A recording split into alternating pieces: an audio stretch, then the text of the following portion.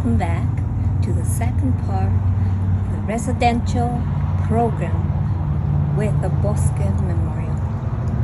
My name is Margaret Martinez from Aztec, New Mexico. Today I will be speaking and demonstrating the following processes: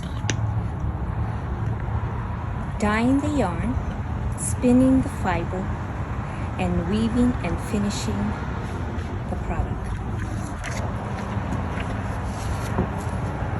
The way that I dye is I dye it outside my porch, and I use this grill here to heat up my water. And then what I'm going to do now is I'm going to prepare the dye to be, so I can put it in the dye pot. I'm going to add a teaspoon of dye, a teaspoon and a half of dye, and I'm going to mix it.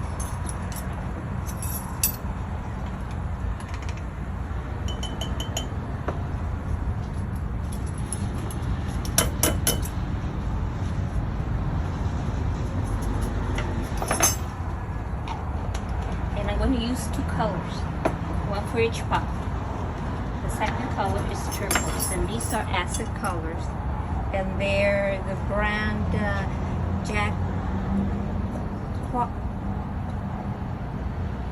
I don't know how to pronounce it, but if you can see it, Jacquay, I do believe it's called.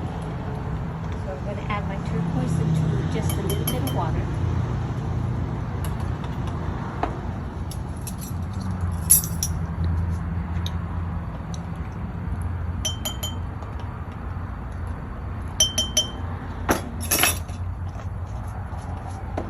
Get a spoon and I'm going to mix it.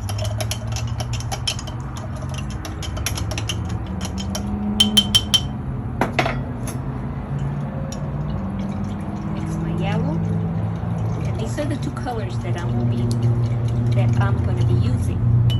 Make sure that the equipment that you use, you do not use it for cooking. The only thing that you use it for is for dyeing. So you keep those separate. Acid dyes is, it's not what you think. The only acid that you add is your vinegar. So it's really safe. I add 1 cup of vinegar to my water. Then it's ready.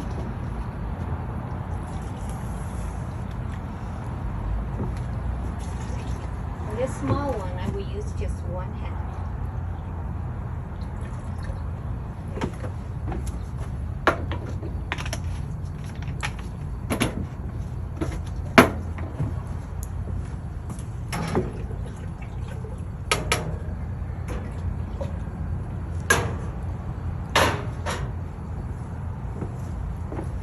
Then you add your colors. And if you have to use more, you want it darker, you can always add up to.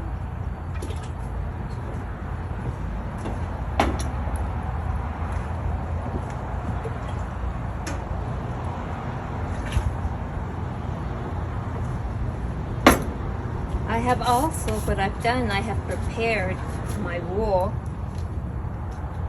I wet it. You have to wet your wool. That way your dye will get even throughout the wool.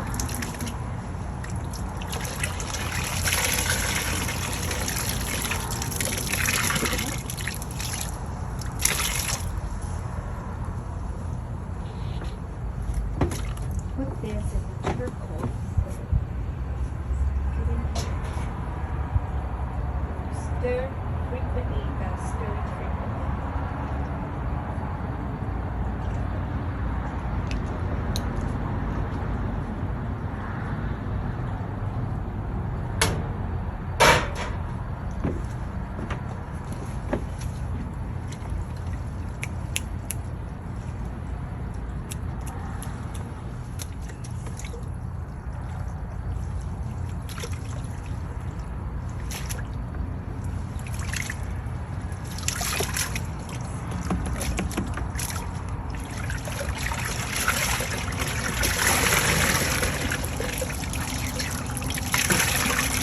doing, I'm wringing out the yarn.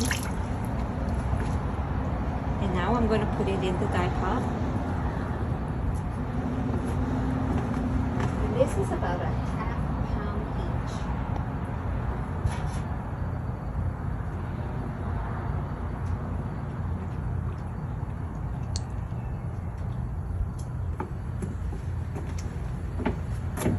As you can see, that it is already, the wool is already dyeing. This is a little bit light, so I'm gonna, what I'm gonna do is add a little more turquoise.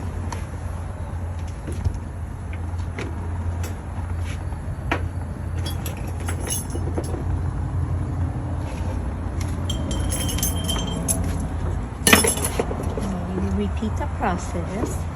Add a little bit of this water just to mix it.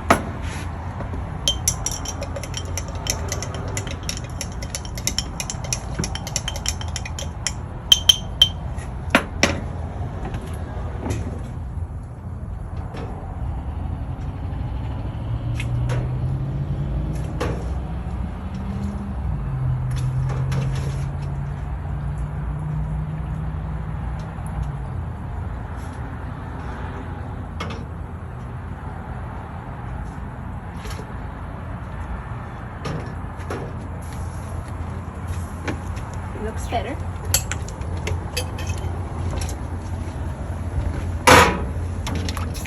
As you can see, it's a little bit darker, the color I wanted. Then it gradually, it's gonna come to a temperature of 185 to 200.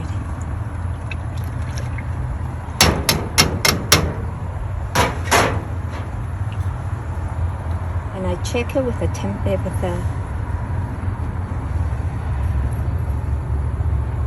thermometer.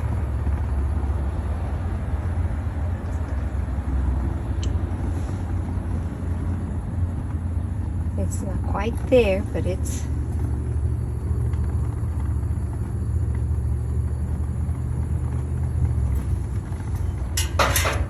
so we just leave it there, and it gradually it will come to up to that degree. After you take it out, you want to, what I usually do is just put it on the porch here. I overlap it on the fence here that I have, and I let it cool. Once it cools down enough, then I go and I wash it and rinse it, and then I just lay it for it to dry.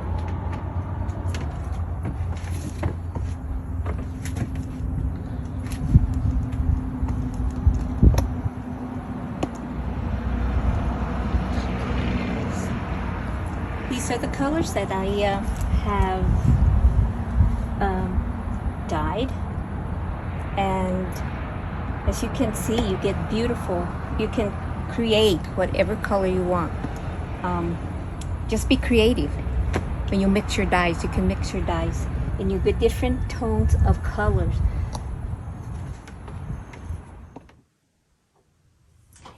I'm going to be spinning the fiber on the Rio Grande wheel.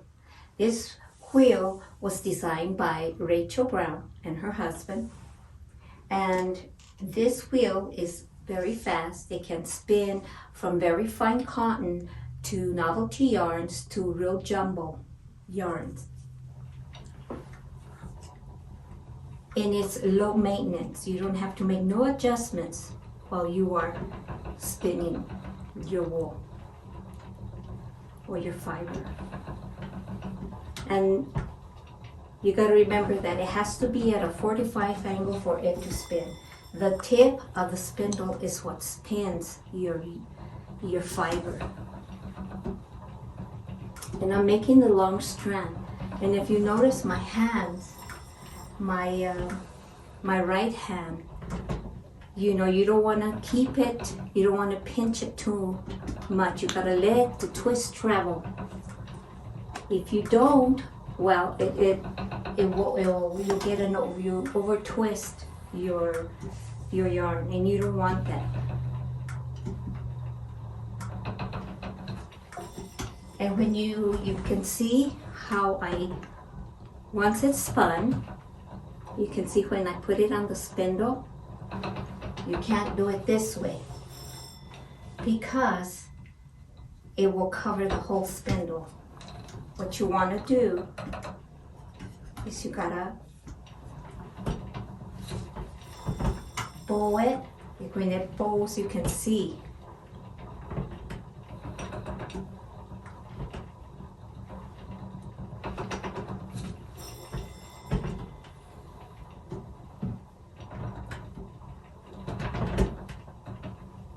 This wool is very nice. This is also churro.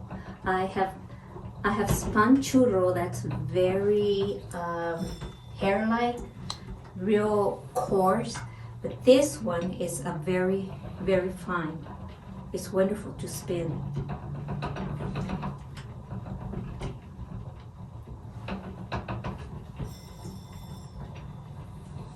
And it takes practice.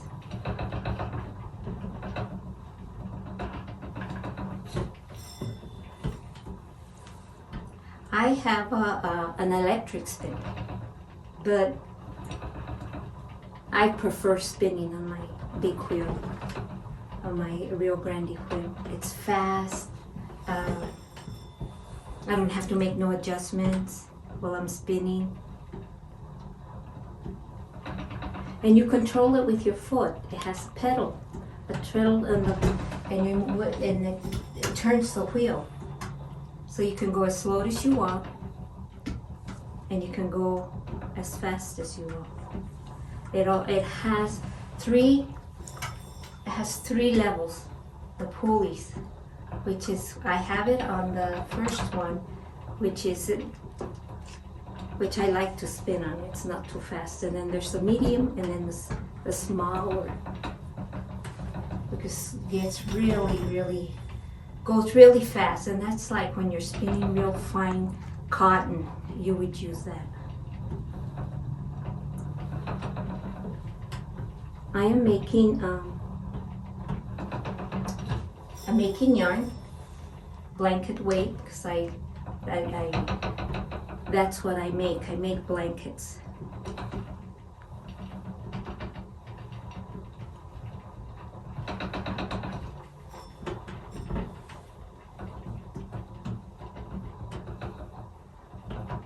It's quiet, it's not loud. When you do the long reach, you make yards and yards. That's one thing about this spinning wheel.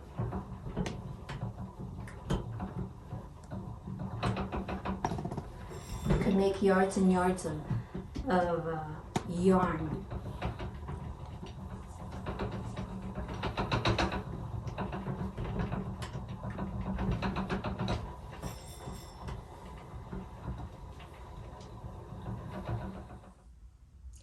This is where I do my weaving, and I have already started a piece, and I want to explain to you how you tie on your warp. The warp is the one that goes vertically. The weft is the one that goes sideways, horizontally. Before you start weaving, I want to explain a little on how the warp is put on your loom. And this is a 36 width, and what you do is you put your strings. Once you get your warp, you thread your loom on the wreath, which is this, and the heddles. And you have to, every heddle, you have to fill them up. The thread goes through each heddle. And once you do that, someone has to stand for tension and hold the warp, and then 2 people in the back turn the beam, the warp beam to roll it on the beam. Then after that, you have a metal bar, which is this, the metal bar. And what you do is you get sections of your warp and you tie it on all the way to the other end. You tie these, and then you're going to find out that you've got gaps. So the way that I fill my gaps is I use thin pieces of rags, and I just weave the rags until all the gaps are closed and all the warp is even, and then there I will start weaving. Then I add some warp, I would say about 1/8 of warp, and I do that to preserve the weaving. And then I start with the weaving.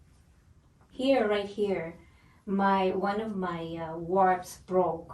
So what I did is I just got a piece of warp and I tied it over there, and I just brought it all the way and I tied it here. And then once you finish your weaving, what you do is that you just sew it in. You crisscross this and you sew it both ways. And this is a stretcher. I like the stretchers. It helps to keep your ends straight, not to go in.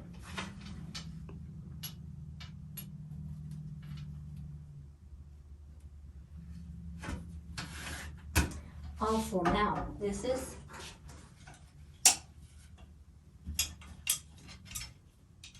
my shuttle. This is where I put my bobbins. And I do my bobbins on my spinning wheel. I wind them on. And I make my own quills. And then once the yarn's on the quill, it's called a bobbin.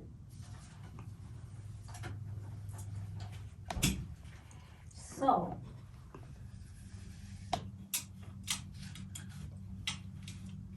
what I do, I just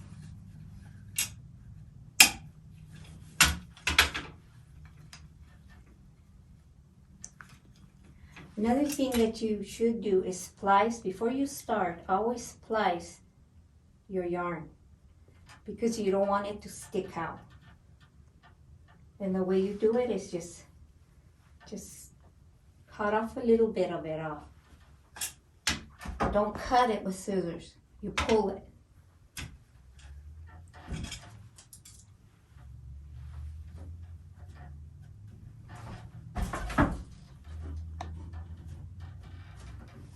When you step on the treadle, it opens your shed. And this is where you throw your oat treadle right here.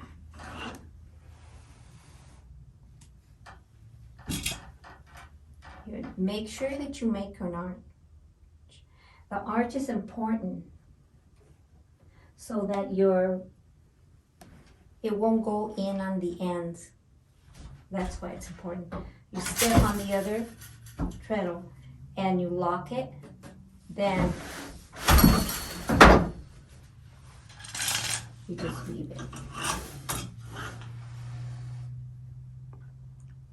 And what I do, I look at my end. And if I see it that it wiggles a little, that's pretty good. Make that arch.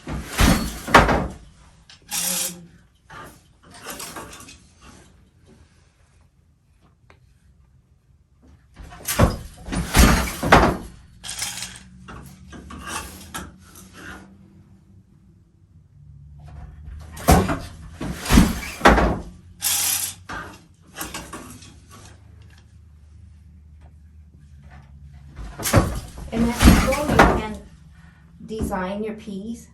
What I do is that I usually like it to look make it mirror image to look on the same side, to look the same on the side. So what I do, the first, like this is a 3x5, and the first 20 inches, I write down everything that's on this side, and then when it comes for me to repeat it, I can do it. Looks the same.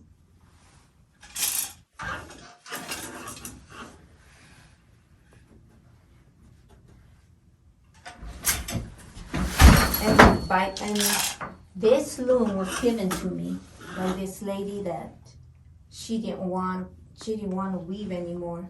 She lived in Chama, New Mexico.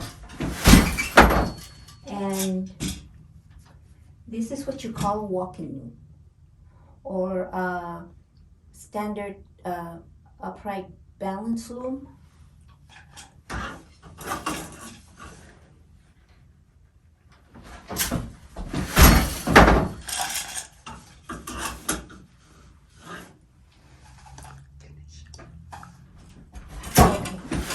After this, once you take your blanket off, or your weaving off your loom, then comes the finishing part. You finish with the fringe. You make your knots, and any loose ends like this one, you fix them. Then the knots, like for example this is about 6 inches. And these are the knots that I make on my weavings, as you can see. These are the weavings that I have done. After you do that, you would press your weaving. You would use, I usually place it on my table, my weaving, and I put a cotton sheet. I wet it. And then I put it on top of my weaving, and I iron it with a really, it has to be real hot. A hot iron, you press it, because this relaxes the fibers, and it makes it go straight. Thank you. Thank you for spending this time with me. Have a blessed day.